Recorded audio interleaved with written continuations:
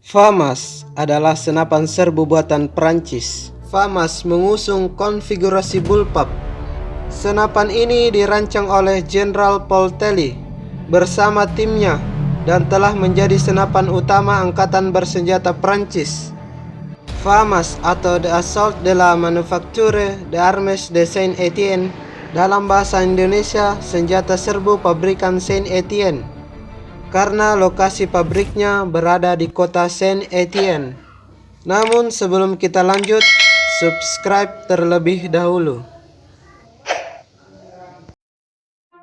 Pengembangannya diawali pada tahun 1946, namun dalam perjalanannya terkendala beberapa hal.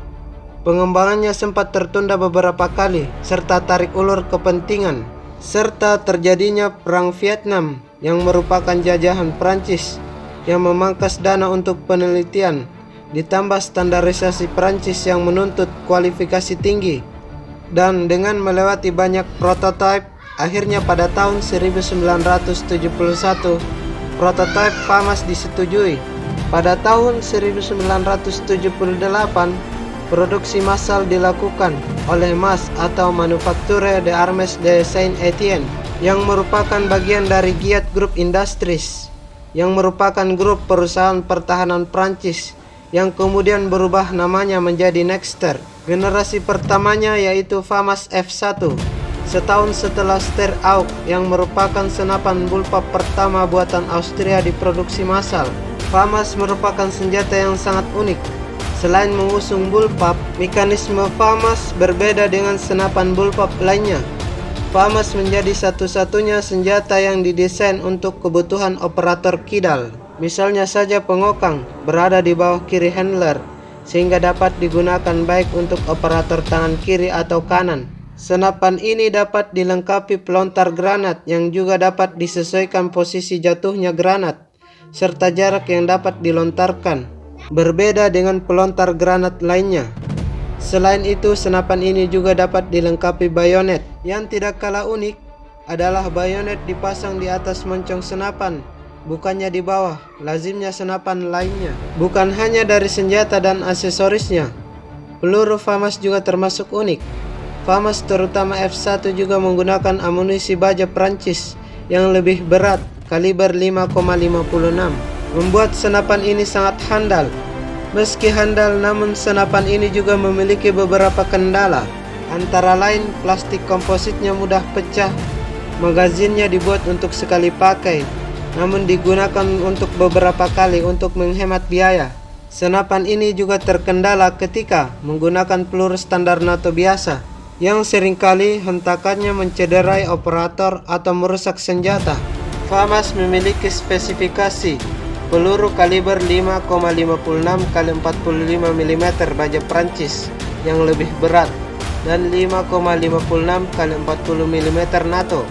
Mekanisme blowback, rata-rata tembakan 950 butir per menit. Jarak efektif 300 sampai 450 meter. Kecepatan peluru 925 sampai 960 meter per detik. Menggunakan magazin box 25 peluru untuk varian F1 dan magazin Stanak 30 butir peluru untuk generasi setelahnya. Alat bidik bidikan besi, berat kosong 3,8 kg, panjang 757 mm, panjang laras 488 mm. Kemudian dibuatlah varian FAMAS G1 dan beberapa perubahan kecil, seperti penggunaan komponen fiberglass, pelindung pelatuk yang diperbesar untuk memudahkan penggunaan sarung tangan, serta grid yang didesain ulang. Sayangnya, prototipe FAMAS G1 tidak pernah diproduksi massal dan beralih ke pengembangan FAMAS G2 pada tahun 1994. Diproduksi massal setahun kemudian pada tahun 1995 dengan peningkatan dari desain G1. FAMAS G2 dapat dipasangi magazin Stanak dan dapat menggunakan peluru standar NATO.